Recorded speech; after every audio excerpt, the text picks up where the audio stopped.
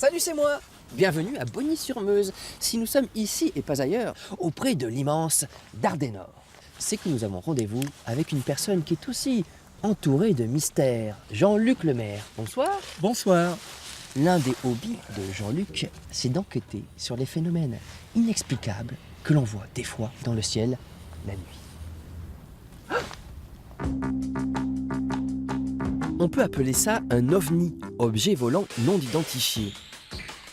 Ou aussi un PAN, pour phénomène aérospatial non identifié. Expression plus convenable, car la présence d'un objet n'est pas toujours avérée.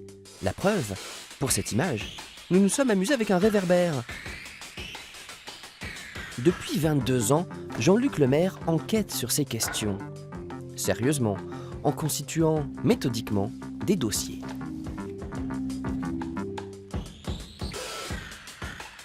Jean-Luc, dites-moi, comment élucide-t-on des phénomènes étranges?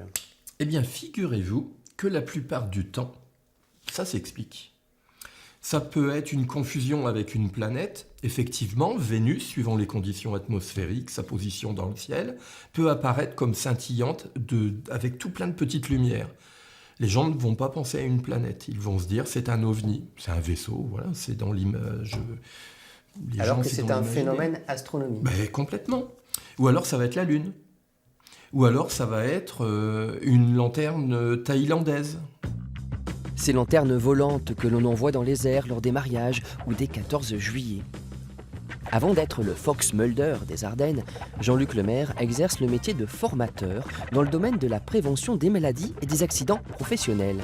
Je privilégie les enquêtes de terrain.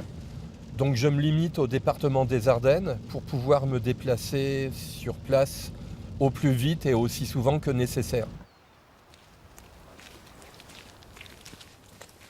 Alors nous sommes à Guidossus, à 2 pas de la frontière belge, et ici, vous avez enregistré un fait intéressant.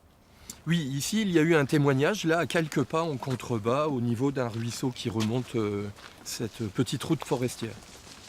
C'était en mars 1994. Il faisait nuit et il pleuvait.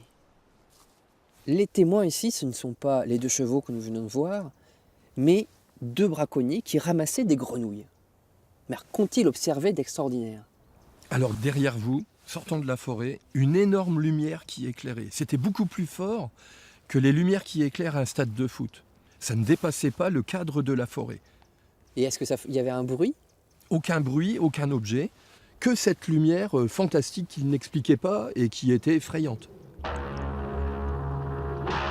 La lumière aveuglante n'est qu'un premier volet de ce dossier. Le lendemain, un peu plus loin. Une clairière, et là au loin, une trace circulaire dans l'herbe, une herbe qui n'est pas de la couleur de ce qu'il y a autour. Et là, c'est tellement net, ils se disent, il s'est passé quelque chose. C'est une partie de cette forêt qui est passée au micro-ondes. C'était stérilisé, il n'y avait plus de nitrate, plus de nitrite. Jean-Luc Lemaire a fait plusieurs prélèvements et est revenu plusieurs fois sur le lieu durant plusieurs années pour tenter de comprendre.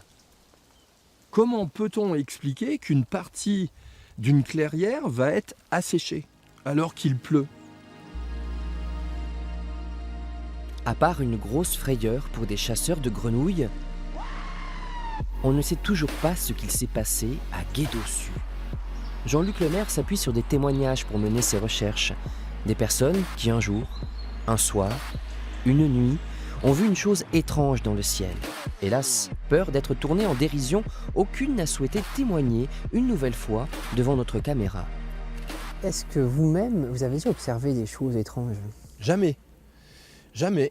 Je n'ai jamais observé quelque chose que je n'ai pu un jour identifier de façon formelle. Mais est-ce que vous le recherchez? Non, pas du tout. Ce sera le fait du hasard et c'est tout.